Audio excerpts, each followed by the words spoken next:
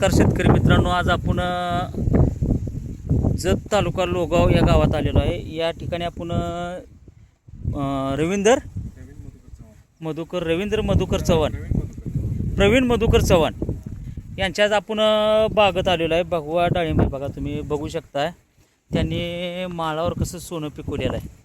तुम्ही पहा, एक बघा ही झाडं बघा, लाल सोनं म्हणायचं त्याला, लाल सोनं बघा. ही झाडं कमीत कमी त्यांचा 800-850 झाडाचा प्लॉट आहे. तर 12 टनाच्या आसपास डाळिंब निघेल. 450-450 पर्यंत या मालाची साईज आहे.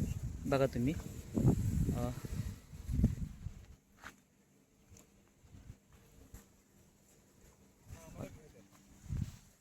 बघा डाळिंबाची क्वालिटी, व्हरायटी, ग्लिजिंग, शायनिंग, चकाकी बघा तुम्ही. एक नंबर चांगल्या पद्धतीने त्यांनी डाळिंब आणलेला आहे.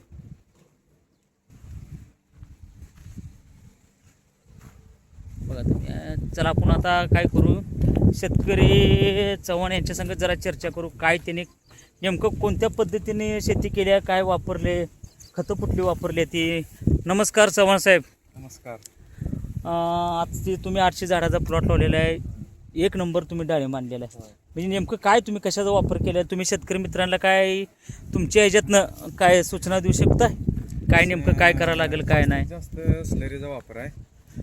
जरा जोरात सांगा, शेतकरी मित्रांना पण समजू दे की तुम्ही जास्त याला स्लरीचा वापर केलाय. 8 दिवसाला स्लरी दिली. किती वर्षी झाड आहे ती. दुसऱ्या वर्षी झाड आहेत. बघा, दुसऱ्या वर्षाच्या पिकामध्ये कमीत कमी आज 12 ते 13 टन माल निघू शकतो पहिल्या तोड्यामध्ये.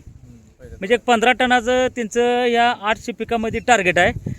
तर तुम्ही रासायनिक खतं म्हणा, रासायनिक खताचा वापरलाय कमी. त्यांनी रासायनिक खताचा वापर पूर्णपणे कमी केलेला आहे. सेंद्रिय खताचा वापर जास्त केलेला म्हणते ते. तर काय काय सुरुवात कशी केली तुम्ही, काय शेतकरी मित्रांना तुम्ही काय सांगू इच्छिता की ह्यातनं की कोणत्या पद्धतीनं खताचा वापर केला, काय करावं लागेल. जास्त म्हणजे आता कसं आहे, स्लरी जास्त भर आहे माझा.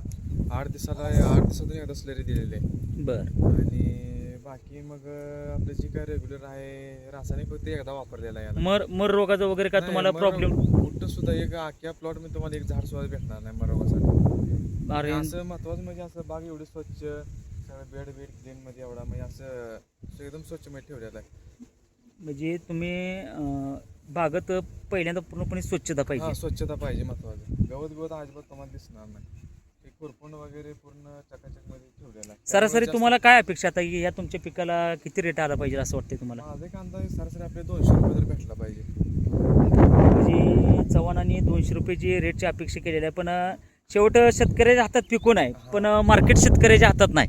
जवळपर्यंत तिथं मागणी केली आहे, थोडंफार राहिलंय, तेवढा रेट भेटेल असं माझा अंदाज आहे. तुम्ही फळाची साईज वाढण्यासाठी काय केले. स्लरीज वापरलंय. स्लरी आणि म्हणजे थोडा ऑर्गॅनिक जरा वापर जास्त आहे. म्हणजे स्लेरीच्या माध्यमातून तुम्ही डाळिंबाची साईज वाढवलेली आहे. मध्ये गुळ, शेण, ताक जास्त वापर केला. 8 दिवसाला स्लरी वतलेली आहे. म्हणजे रासायनिक खताचा पूर्णपणे वापर कमी केलेला आहे आणि जैविक, सेंद्रिय. ह्याला आम्हाला मार्गदर्शन आमचे गौडवाडीचे अकरामभाऊ माळे आहेत, त्यांचं मार्गदर्शन आहे आम्हाला. त्यांच्या मार्गदर्शनापाशी 100% प्लॉट आम्ही सक्सेस केला. चालतं. ठीक आहे. ओके, धन्यवाद.